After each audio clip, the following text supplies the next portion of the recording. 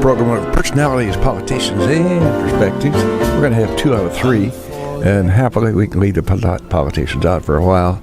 I don't know what the newspaper's going to write about today, but somebody's going to catch hell somewhere in some newspaper. You right. Bet your bottom dollar on that, or you just bet your bottom. It doesn't make any difference. It all comes out the same.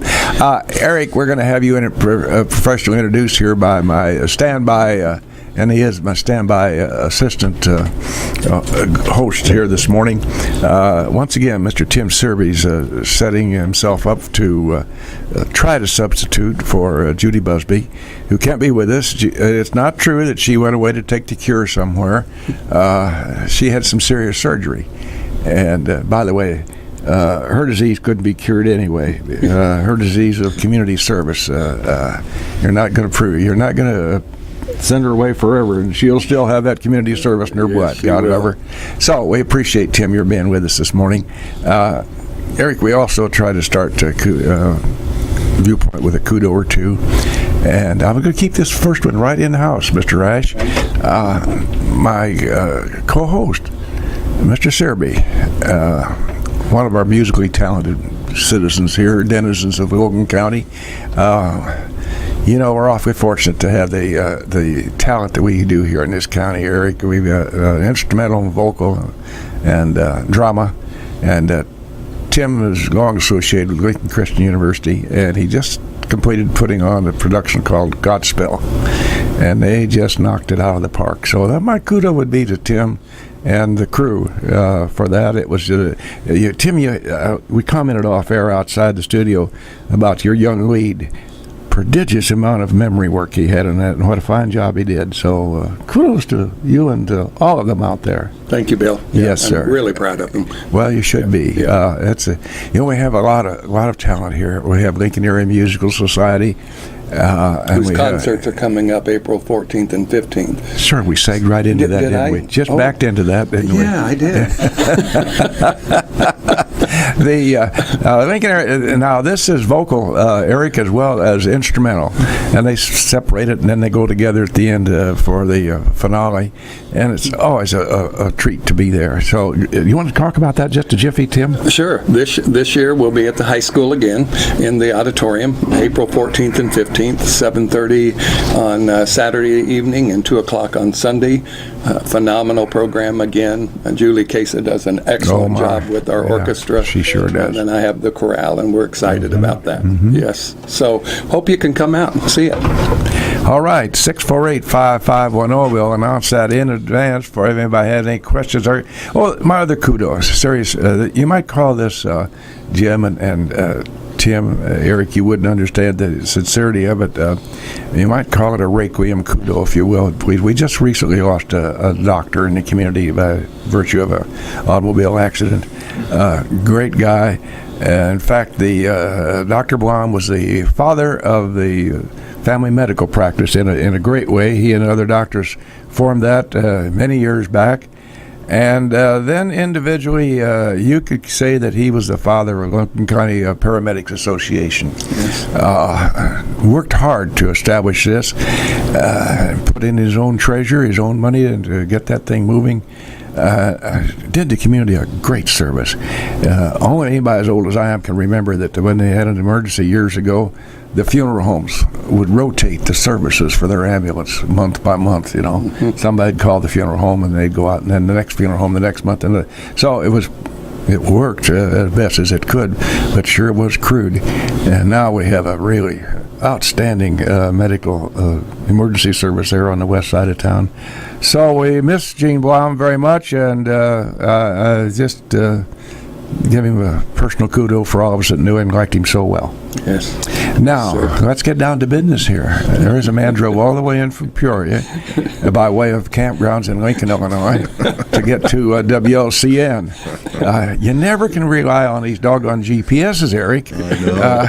I tell the story not too long ago. I went up to Washington, Illinois to watch a granddaughter. That's actually where I came from. That's where I live. Okay. I live in Washington, so I had There's timed the out problem. There's a problem. 55 minutes, and gave myself an hour and 10. Had plenty of time. And time quickly ran out. And as a former person in broadcasting, I can watch the clock and go and feel it. Still feel it when your deadline passes and you have nothing to show for yourself. We're glad you made it. Sorry, I'm so sorry. We were discussing off air what we were going to talk about. Eric, get lost, and I appreciate that. Hopefully the boss is listening. So it worked out fine. Wasted your dime there.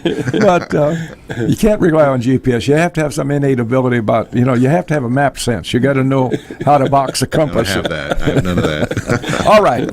Eric Shangraw. Like Shangri-La. Shangri-La. Representing Area Disposal. Yes, sir. A name that is on the radar screen of every citizen in Lincoln because we all collect trash or generate trash of some sort. And area started here. This is where the company. That's exactly correct. It goes back a long ways. Kenny and Margot Schwab, those of us who are my age, remember that couple very, very nicely. Great couple and hardworking. And out there on West 5th Street Road, Area Disposal started and grew and grew and grew. And now it's part of a great corporate. I work for PDC now, Pure Disposal Company, and back in the, I think, early to mid 90s, the people that I work for today, the Coulter family, they bought Area Disposal, and we were pretty much just locked in the Peoria area. We did some special hazardous waste on a bigger scale, but in terms of residential pickup and really saturating a city like that group did in Lincoln, we bought them, and now we do that same. We follow that same model around the state. We're now in Missouri as well, so we have 3 landfills, 2 transfer stations, 7 or 8 hauling companies, 550 to 600 employees. Maybe it's 650 now. We're acquiring laboratories, small mom and pop companies where the kids don't want to follow their parents in business. They see how hard they've worked. Their bodies are broken from lifting trash and throwing garbage. Oh, hard manual labor, and that's why in Lincoln we're happy that we've given out these carts to everyone, because that increases the length of our drivers' careers. Because there's all they're doing is rolling the cart up to that tipper and flipping a lever, and it flips that cart, and eventually we'll have automated equipment where the guy won't even get out of the cab. He'll have a joystick and an arm will come out and grab the cart, dump it, put it back down, and he'll go to the next stop and do the same thing. I mean, that's the way the industry is going because of it's a very dangerous job. Heavy equipment, men, fuel, gas, garbage. I mean, now this automation you just spoke of, will that eliminate any jobs on your trucks? No, you still need the men to do the work. It's just the guy doesn't have to go down and physically throw the trash, throw out his back, hurt his shoulder, his knee, get injured. I mean, that's the worst part of our business model. I mean, when we're talking dollars and cents, people get hurt. That costs money. I mean, that's the bottom line. And so we safety is our thing, and this automation is making our industry safer. And it's more attractive to people when they're not going to go home and be broken down and have shoulder pain and that kind of stuff. When in the old days, and I haven't been around this industry, but I know a lot of gentlemen now who have been a long time, they were throwing 20,000 pounds of garbage a day when you're doing it by hand. Imagine that, 50 gallons or 50 pounds at a time. That's a lot on the body. And those guys are hard as a rock. They can eat what they want. Some of them smoke packs of cigarettes a day. I mean, it's amazing that their bodies are hard as rocks. Yet when they're older, they have lots of problems and injuries. And there's an owner of a company I saw in Champaign when I went and visited him about something once. He whipped out his X-rays to show me that they had put scaffolding on the back of his spine to keep him upright because it had been so worn down from doing that work as a young man. Family business. There's boys that are on trucks that I don't know about anymore with OSHA in our modern age. But in the old days, these kids are 6-7 years old on a truck, and then they're in their 30s and 40s on a truck. We've been doing that job for 30 years. So, by the way, just a personal note, the young gentlemen that were on a route that we had at 214 Peoria, always, their schedule was pretty much by the clock. I mean, they were always regular and very pleasant. That's great to hear. They're they on the make- front line there. I mean, they're our PR Well, guys. they're the guys on the line. That's exactly right. They're the connection. They're your touch with our company, really. Besides Yeah. being on the phone or getting our bill. Well, as it You know, turns the out now invoice. where I am, I got the same crew. They come on a different day, so we didn't lose that personal touch. We have the same young man, and he was one of my wife's students Good. in junior high. Great kid. We really appreciate his friendliness, and it's a great service. Right, So, right. And, think about those guys. They're out doing that day in, day out. Here we are in the warm studio. And it's Yeah. it's not Oh, yeah. nice outside. Oh, you know, yeah. and it's Sometimes it's slick and terrible. Just really icy, awful. and dangerous, and think about what they do. So. Now, we've recently had a major change here in Lincoln, Illinois. I know that's caused a little consternation. And yes, the natives that a got good word? restless. The natives got restless. It's a good way to put it. Well, now, if anybody out there doesn't know the genesis of how this change started, they've been in Burtonview their whole life. So I came from Burtonview, so I say that with great respect. But seriously, there are those who may not really be aware of the fact, although it's certainly been in the media. So it's hard to believe it captivated all of 2017. Yeah, I mean, wasn't that the Well, headline of the year? At least one of them around here. Here locally, at least, it ran the major stuff off the page, which was a good thing. But way back, before this all started, I was when they started recycling and left the bins down there by Latham Park. And I was have been an avid recycler, and it kept it all. And it didn't bother me at all to drive down there and take my tubs up there and dump them in. And for whatever reason now, we have entered into a new arrangement here in the city and area disposal. And how has the transformation gone, Eric? Smoothly? Not so much so. Thank you very much. Like any major change in a city across every street and affecting every resident, it's not going to go perfect. So I'm not going to tell you that it's gone perfect. We know that. The city, this is the first time where the whole city's gone in and doing the same thing, and everybody got their choice in cart sizes. So as opposed to also, delivering all this door to door, everybody's house. Everybody got there to pick a size if they wanted to, if they responded to our flyer and to our website. And we had an arbitrary date on there that we wanted to hear by them, and that's so that we could place the order and get those carts made. And they're made in different parts of the country, and all came here. And then you sort through them and get them delivered. And we had a crew that does that. Well, we found we had a surge after the order was placed of people. And who do you hear from? The ones that wanted the smaller carts. And so we were short on 35s and short on 65s. And it wasn't that you didn't turn your cart in early. Maybe you did, and we still didn't get to you. But we ran out at the 80% mark when we had them all delivered, because we just were delivering them in mass as we went around the city. And so some people were given the 95s that when they requested a smaller cart. So we have them coming. Now it means going back to individual homes one at a time, not throwing carts out down the street as you go, but now driving, one guy going back and forth with a cart and grabbing this one and going to that one and looking for this, is this cart part of this house? And of course they have wheels, so they start moving, and there's no cart police out there. And so we're tackling this monster one day at a time. And the other thing that I know people are upset about is that we made a decision based on what the city wanted to provide everybody a recycle cart if you didn't respond to us, because that's what the contract says we will do. But there's nothing in the contract that says you have to have it. So we have heard from a lot of people who do not want to recycle and they don't want the cart. Well, now it means going back one at a time. Not on every street, some streets. I mean, it's just a time-consuming proposition now that we're pulling them all back in.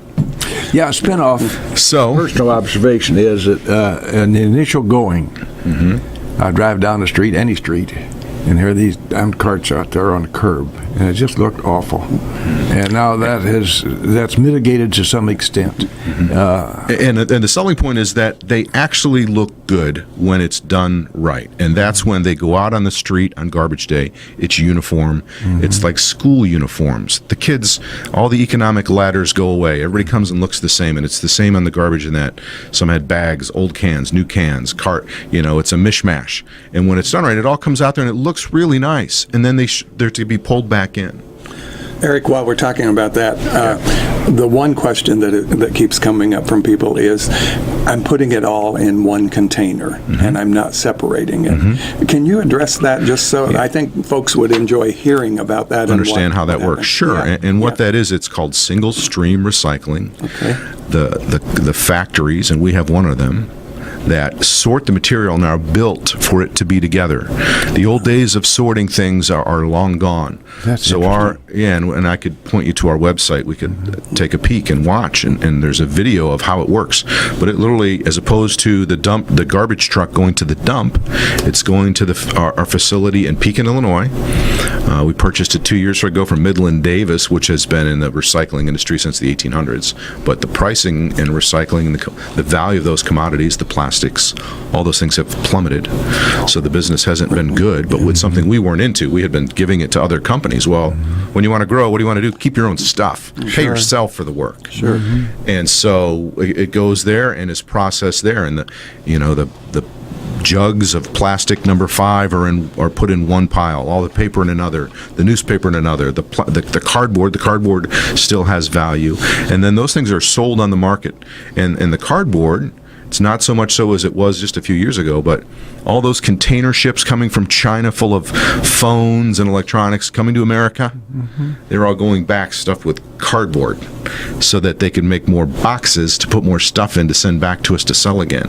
That was the one thing they wanted from us, was the recycled cardboard. Well, with the softening economy, that's different, and China has now increased the level of quality that they wanted the recycling, where a percentage of it is always garbage, it's bad, it's not good, it's not perfect. Well, they've really kicked that up, and so they're not buying our recycling like they were just a few years ago. Well, when we don't have China in the game, the prices plummet.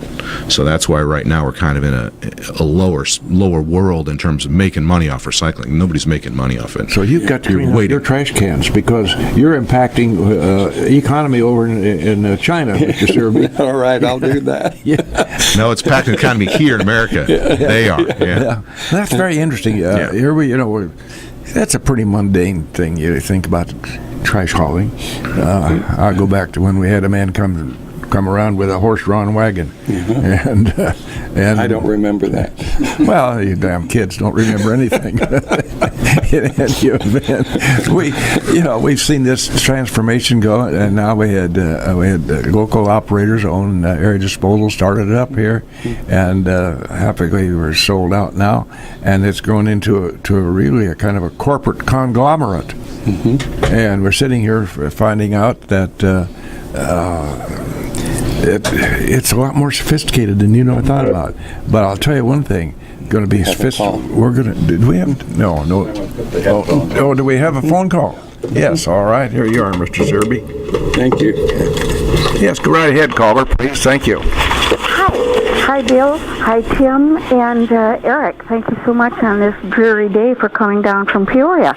Anytime we have change, there's always a little speculation about what this is going to mean to the individual homeowner. And I've heard things said hither and yon on the streets, as we all do. And there's been talk that when you use your orange-lidded trash can, you're supposed to separate the paper from the cardboard, from the cans, from the jars, that's not and correct. Other glass items. And put them each in individual bags. And I wondered if there was any truth to that. No, not at all. No, we want it based on the process that we used. We want it mixed together because it's going to go down what looks like really an assembly line, and the plastic's going to kick off one way. There's going to be a magnet that'll kick the aluminum can off to another. There's hands in there grabbing the cardboard, separating the paper, the different numbers of plastics. There's 1, 2, 3, 4, 5, 6, 7. We don't take 6. That's the styrofoam that gets tossed to the side. There's garbage in there that they also pick out 10% of what we get. People still, they hear glass and they put in a glass window pane from their house. We can't recycle that. It's material that comes from your home, residential waste, not construction waste, that's recycled in this single stream process. So we want it all in that can. In fact, when we dump it on the floor, before it gets loaded in the line, the Caterpillar equipment goes in there and stirs it up so it's nice and evenly blended, and then they throw it in onto this line. And again, we've got a video. It's on our website. If you go to pdcarea.com, click on videos, there's a selection. One is on just the recycling plant. And you'll hear me talking about it. I used to be a television reporter, so I'm the one that wrote the story, cut the video. That's fun. And they didn't pay me any extra for that. Well, now, just by the way. You want to treat this call with particular respect because she's the co-host. Oh, okay. Uh-oh. She'd be with us. She's going to get to retaliate after I leave. And she's a lovely lady. She is that. She is that. She's undergone some serious shoulder surgery, and we hope to have her back next Wednesday. No, she has a good question, because that's how it used to be done. In that, when people who haven't recycled in a while think about it, they remember the days when you separated everything. But we're not doing that in the plant, in the facility, and that gets a lot more people to participate because they don't have to sort it. They just throw it in one, and we do that part of the work. That's why that's taken off and actually encourage more people to recycle. So that belittles that old saw that we've heard that it all goes together and you don't have to separate it in your orange cans. Right, we do that. Thank you. Very good question, caller. See you shortly. Bye. Thank you. Thanks so much. The commercial aspect of trash. One man's junk, another man's treasure. The old saw. We're going to have to move to. I just looked at the clock, and we're going to be somebody's junk if we don't give the commercial time right now. Go ahead, Mr. Ash.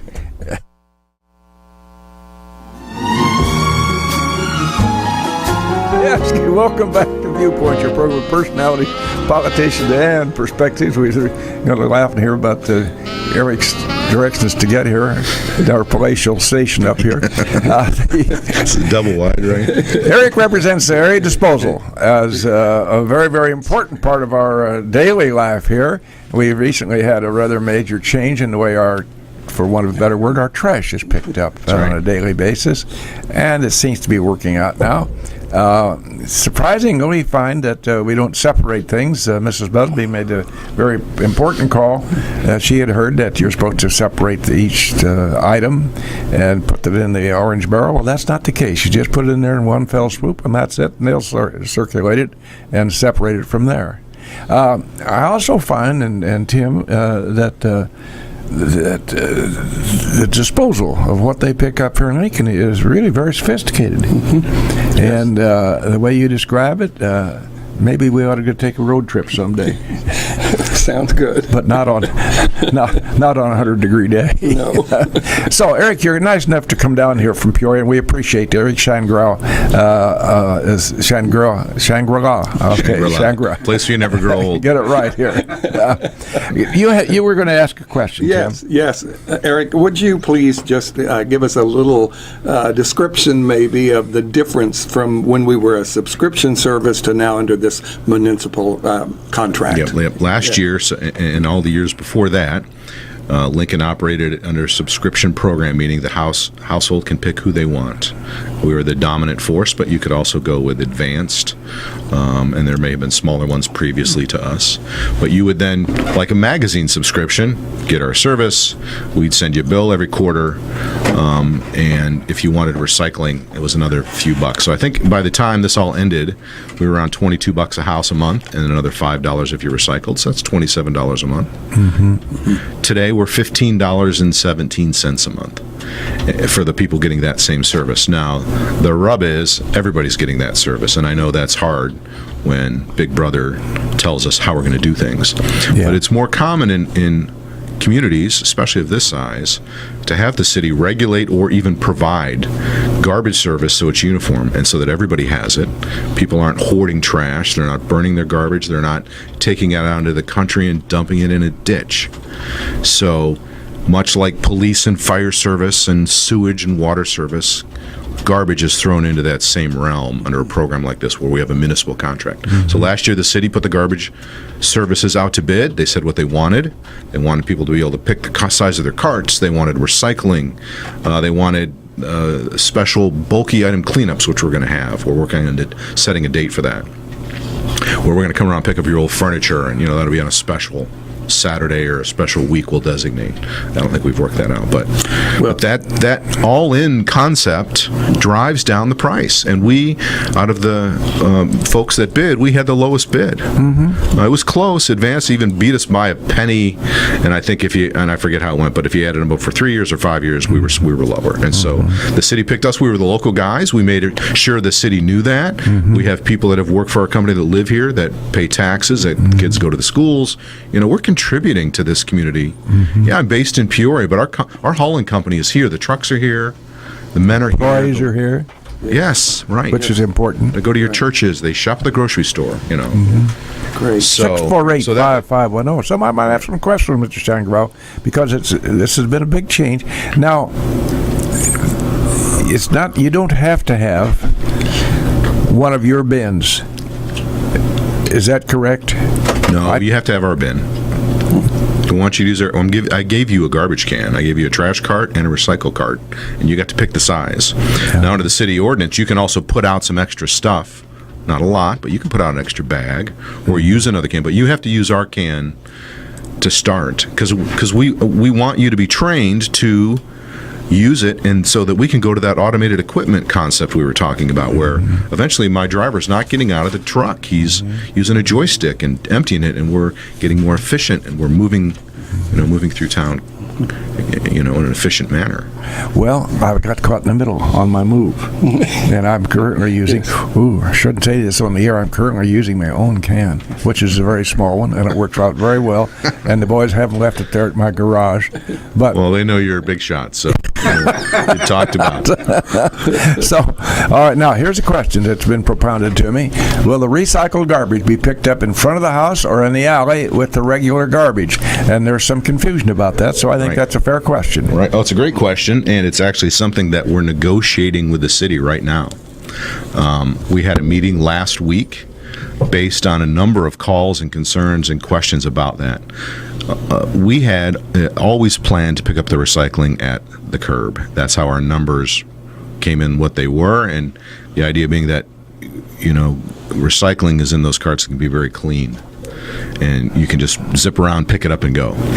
And that's how we've always done it in Lincoln. The guys around here have always, if you're a recycling customer, even if you run in an alley, your recycling went to the curb and your alley was in the trash. So that has caused consternation and concern and some frustration. And so we are working with the city to come up with a plan, and we are committed. We've told the city we're committed to picking up in the alley. So if your garbage is put in the alley, your recycling needs to go in the alley going forward as of this past Friday. And so, we're going to have to hire some more men and use some more trucks, because when you go in the alley, this automated equipment doesn't work. It's too narrow.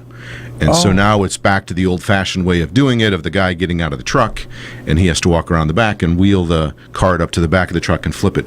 The confines of the alley are just too tight. And we know for trash, that's how we've always done it. That's where everybody has put their trash since the home was built. But recycling has been out in the street so that we could do it with automated equipment. So we're working through how we are going to execute that, but we're doing it. And so this week, I think this is Recycle Week. Then we have a calendar. I think it is, because last week, I believe I think it is. So The message is, put your recycling where you put your trash for pickup.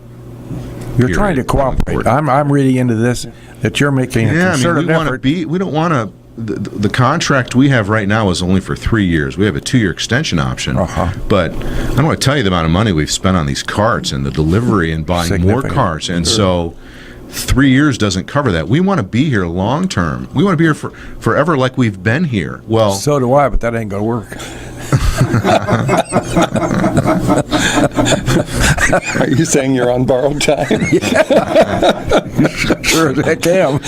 We want to be here, and to do that, you have to prove yourself every single day and do the work. And when things arise where there are issues, you cannot go run and hide and not answer my phone.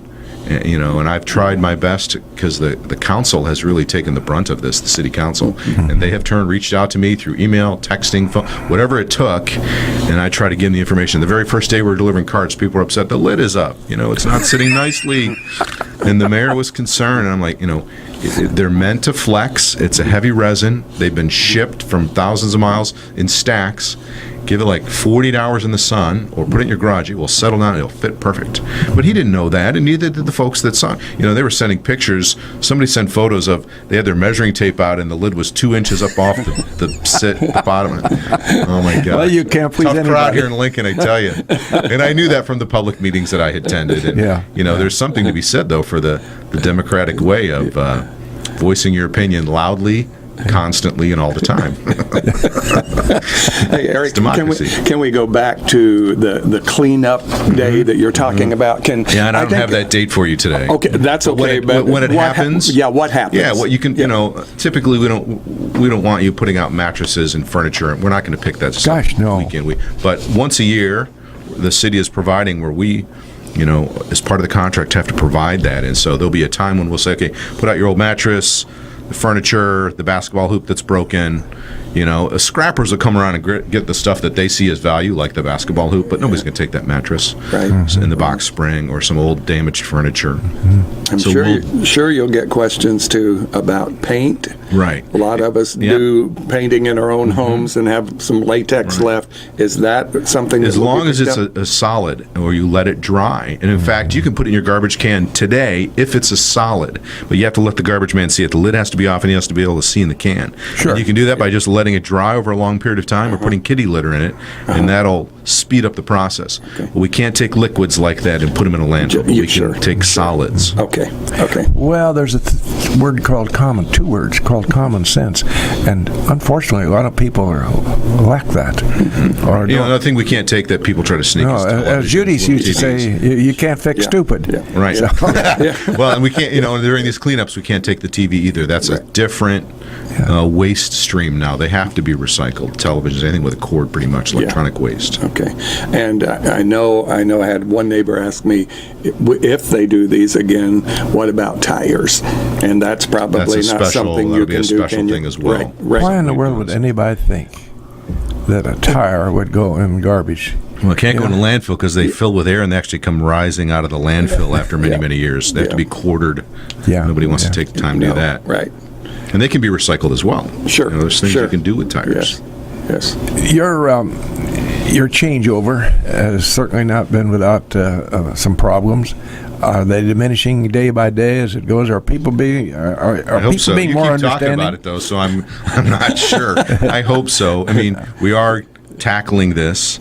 Again, we're working with the city on the alley thing. We've said we're doing that. You have 4,400 homes that we're trying to all treat the same and give good customer service to, and it's been overwhelming to the ladies that answer the phone in our office. It really has. We're trying to get them some help.